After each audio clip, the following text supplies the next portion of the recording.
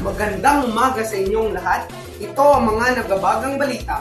Kung noon ang plagiarism o pangungopia ang problema sa ilang klase, ngayon ay paggamit na ng Artificial Intelligence o AI sa schoolwork.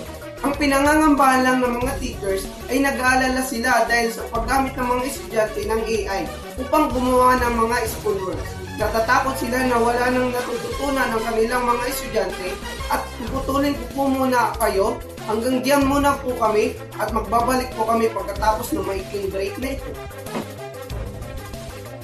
Naghahanap ba kayo ng pasyalan na affordable at napakaganda? Kung oo, ay dito na sa Masbate. From beaches to amazing nature views, nandito na lahat na pwede mong maisip. Kung gusto mo naman may iba, ay pumunta ka sa Masbate ng Abril 14 para makita mo o ma-experience mo ang Rodeo Festival ng Masbate. Marami pwedeng gawin doon, kaya ano pang hinihintay nyo? Tara na sa Masbate!